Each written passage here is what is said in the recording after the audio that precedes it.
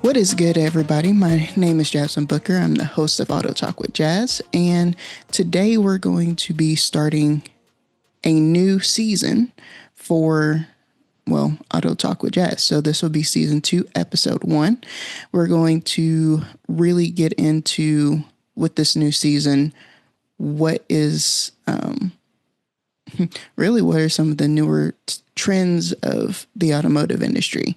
Bringing AI in, we're actually going to bring in I would say, an AI subject matter expert. His name, or the company's name, is White Beard Strategies, because he has a white beard. His name is Jonathan Mast, and he'll be on for the next episode. He's going to be talking a little bit more of how he sees AI in the automotive industry. And now that I've kind of gotten back into the workforce a little bit more confidently, and am doing the same thing I used to do, I'm actually able to have my own opinion a little bit more on what AI can bring to the automotive industry and what I can see it doing. And I think that's what I wanted to start this new episode out with. And then once that happens, I also wanted to do an episode that has been sitting in my backlog for like months now. And I do apologize to Laura Lee Schmidt, because like I was supposed to put this out like in January, and I've been going through a whole bunch, and we'll probably talk a little bit more about it, but it just kind of stayed in the backlog. And so her episode will definitely be out, because I think it's important that we talk about what it means to start over. I think a lot of times we get so fearful of losing everything when we forget that sometimes it's not starting over from the beginning, it's starting over from experience. And it's very scary to restart something in hopes that the changes that we make are actually going to make a difference. So definitely keep an eye out for that. But today's topic, AI in the automotive industry. When it comes down to AI in the automotive industry, it's still new and it's still taboo. It's almost as if using AI takes away the person. But I think a lot of people forget that we can use it as a tool. Should we heavily rely on it? No.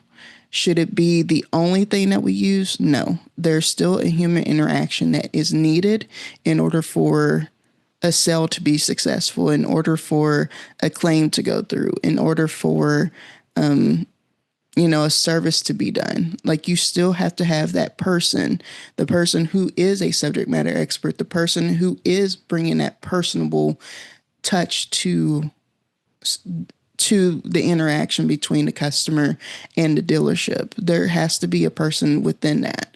And so you can't just use it as a one-all be-all. You do have to use it as a tool.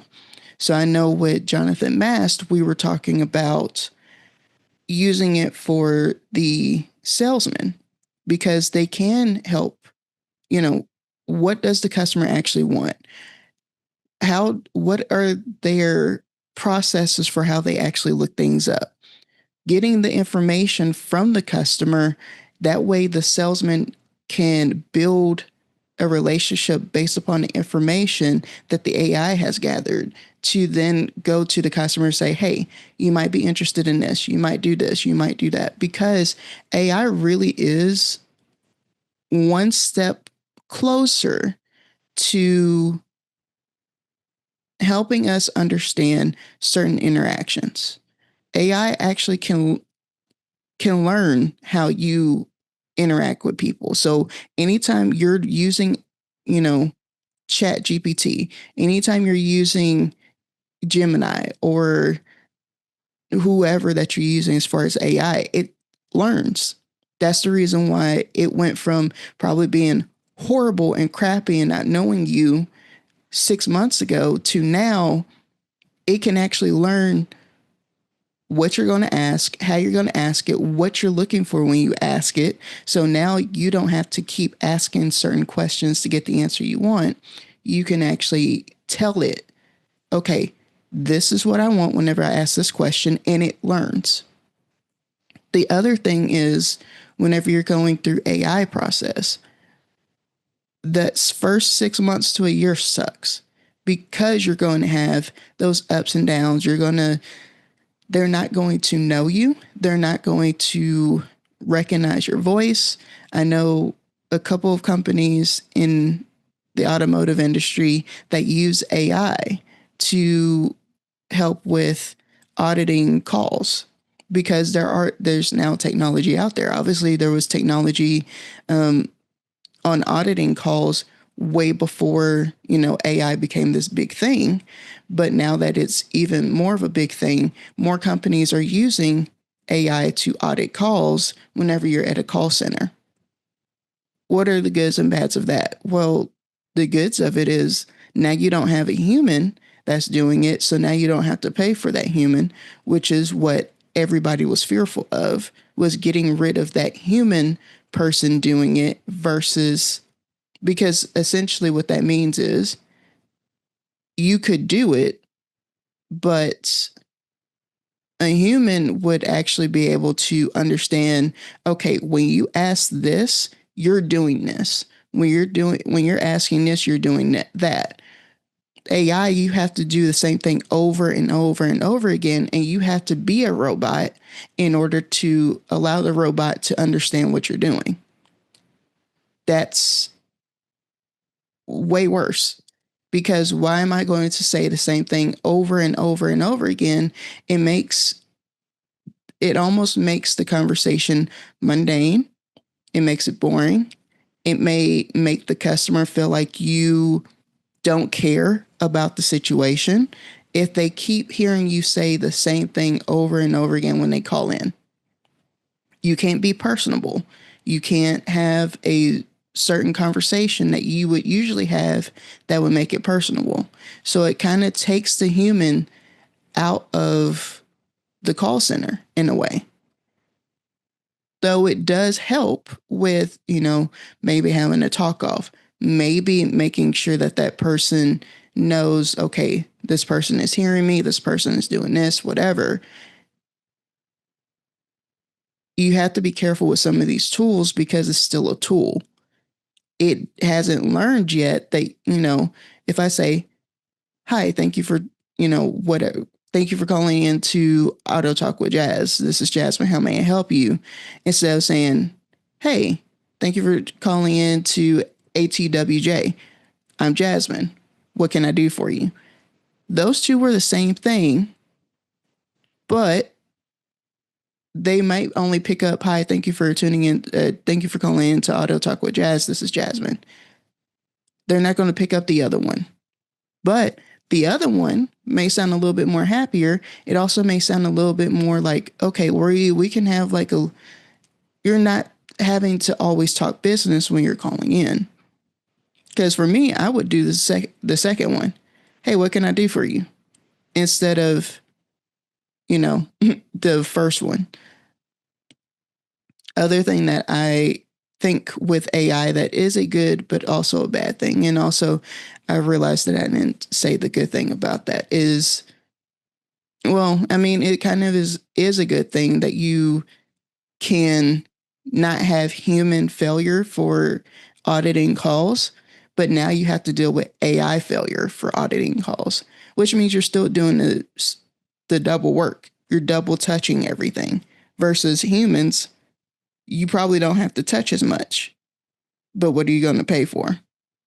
And what do you think is going to go in the long end? And so I think that's what a lot of companies are looking at is, well, it might be horrible for the first 6 months because I'm sure that's a selling point. Hey, for the first 6 months, it's just learning you. After that, it'll be good. Well, they're probably looking at it from the long term, not the short term, is what I would say to everybody who has AI in their workplace. As far as the next point of whether or not it's good or bad, I would say we could definitely use it a little bit more for how we write things. Is it something that we can rely on heavily? Absolutely not. You still have to put in your verbiage, your knowledge, your notes, your pinpoints, your talk points of whys, but it could look over what you're doing. I use Grammarly all the time. I am a horrible writer.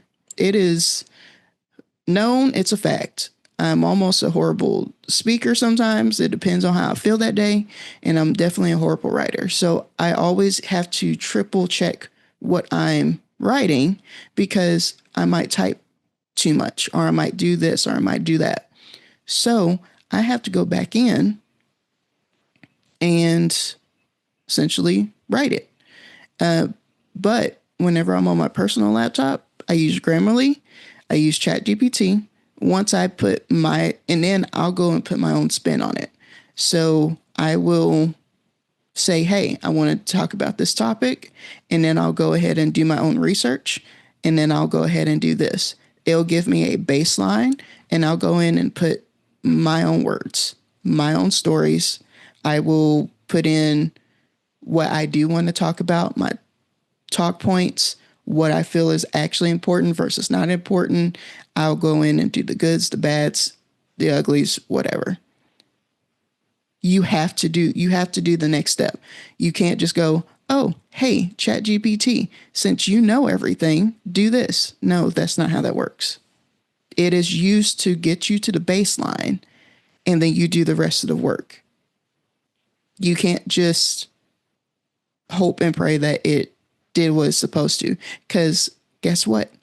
It still messes up it will mess up how it writes. So whenever I use Canva AI, when I use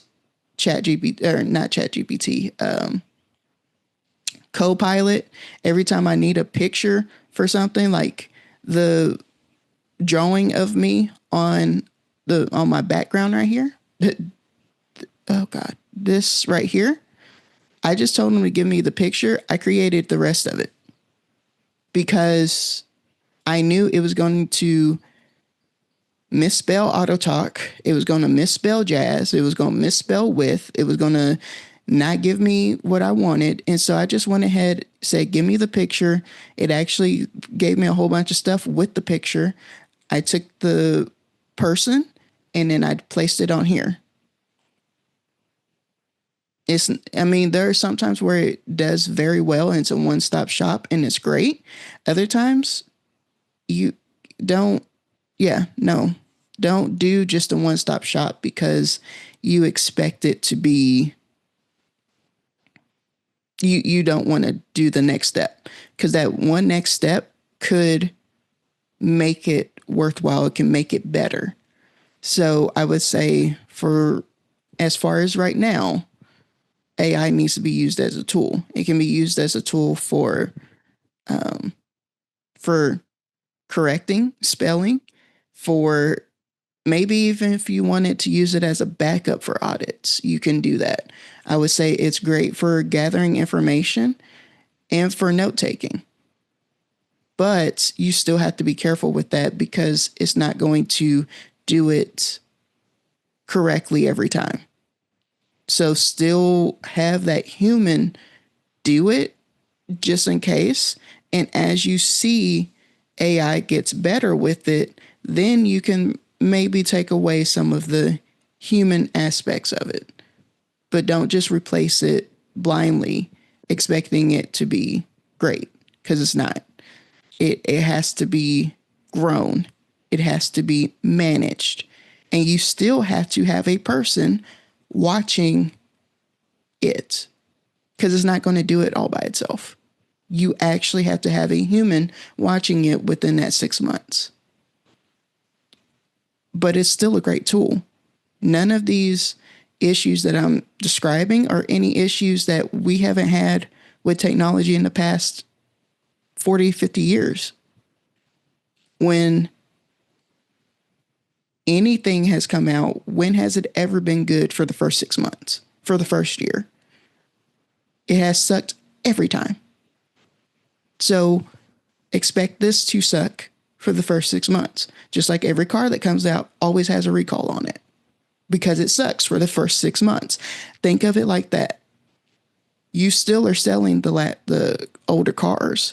You're still selling the last year models. You're still selling the other models because they might be still better than what they're putting out for the new year. Same thing with AI. Still use the humans, but have AI as a tool for them to use to be better. AI should not be here for replacement. It should be here to better us as,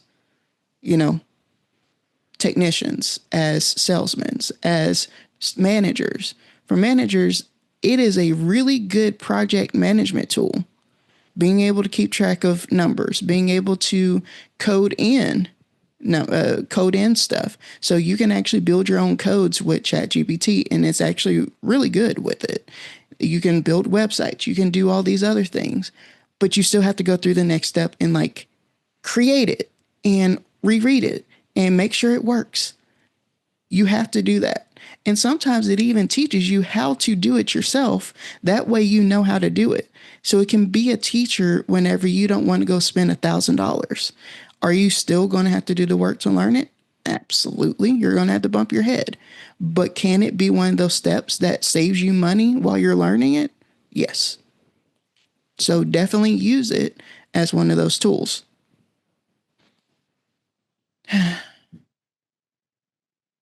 And that's my TED Talk for today. But yeah, do I think AI is great for the industry?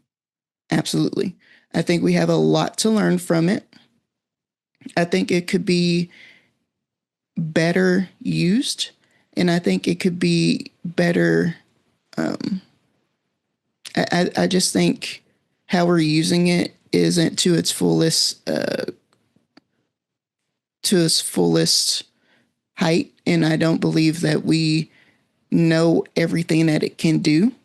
But I also believe that we try to take the shortcut instead of actually learning and actually getting it to do what it can do for us, right? Because we look for things to take over. We don't look for things to use. And so that's the reason why a lot of people, there is a difference between people who are successful versus just going by. Because when you want something to replace it, now you're trying to figure out what to do. But if you're using another thing as a tool, that means you're not trying to replace it per se. And yes, you can replace it and make you money, but that shouldn't be your only mindset. Because eventually it'll replace you before you find something else to replace it with. So just some things to think about. But yeah, so next episode is going to be with Jonathan Mast with Whitebeard Strategies, who's going to talk about a little bit more with AI and what it means to be used in the automotive industry. And then we'll have a conversation with Laura Lee Smith with Smith Automotive, who talks about starting over and what does that mean, and why is that important in today for the automotive industry. So I can't wait. I'm so excited. And I'm so excited for this next season of what we are going to be diving into and talking about. Head on over to Auto Talk with Jazz YouTube channel. There is a video of this. You'll also be able to hear it, obviously. And if you don't know, there is a newsletter, Auto Talk with Jazz, on LinkedIn. You can also sign up for it, and it'll start going through emails as well. And definitely reach out if you ever want to get any consulting, whatever. I do it still. Second opinions on vehicles, all of that. So, yeah, I think that is about it. If nothing else, I will talk to y'all later.